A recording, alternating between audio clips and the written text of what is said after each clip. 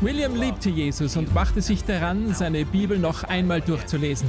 Er begann hier in diesem Raum mit 1. Mose Kapitel 1, Vers 1 und er arbeitete sich systematisch durch die Bibel mit nichts weiterem als einer Konkordanz.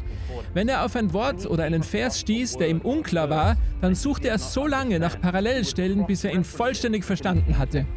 Die Prophezeiung in Daniel 8,14, bis zu 2300 Abenden und Morgen, dann wird das Heiligtum gerechtfertigt werden. Verstand er nicht. Und anstelle weiterzulesen, studierte er diesen Vers in all seiner Tiefe und seine Schlussfolgerungen sollten weitreichende Auswirkungen haben.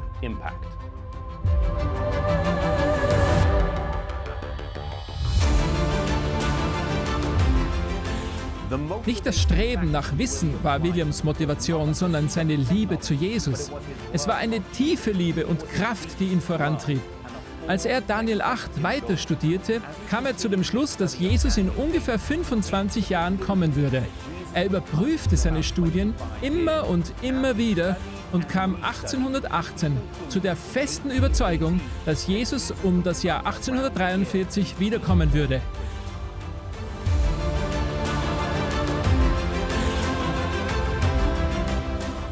Trotz dieser großartigen Neuigkeiten unternahm er nichts, sondern behielt alles für sich.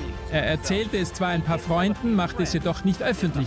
Er hatte Angst, dass man sich über ihn lustig machen würde und wollte seine Heimatstadt nicht verlassen, um zu predigen. Zwar schrieb er einige Artikel, die veröffentlicht wurden, aber gepredigt hatte er noch nicht.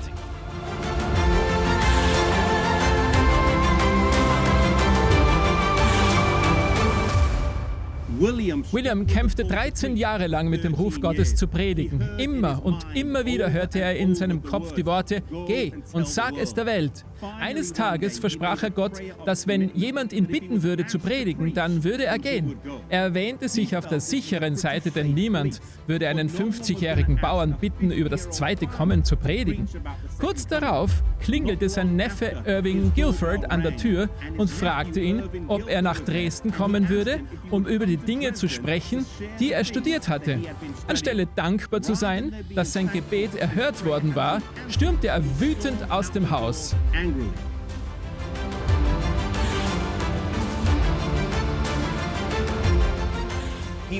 Er kam hier zu diesem Ahornhain und ging auf und ab.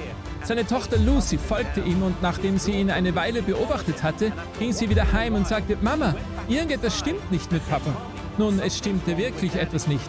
Er wurde deutlich von Gott gerufen und konnte sich nicht herausreden. Sein Neffe wohnte über eine halbe Stunde weit entfernt. Und das bedeutete, dass er sein Haus verlassen hatte, bevor Miller Gott sein Versprechen gegeben hatte. Und das machte ihm deutlich, dass hier wirklich Gott am Werk war. Wie es auf diesem Schild steht, kam er als Bauer her und ging als Prediger zurück.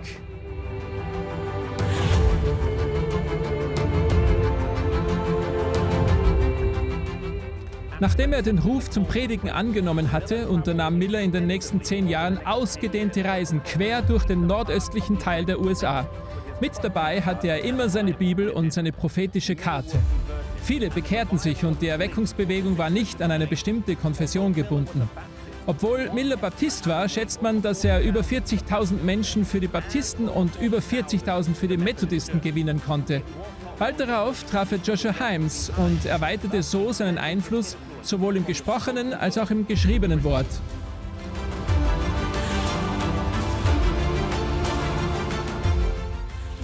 Vielleicht beruft Gott auch dich zum Predigtdienst und vielleicht hast auch du dich, wie Miller, 13 Jahre lang dem Ruf widersetzt.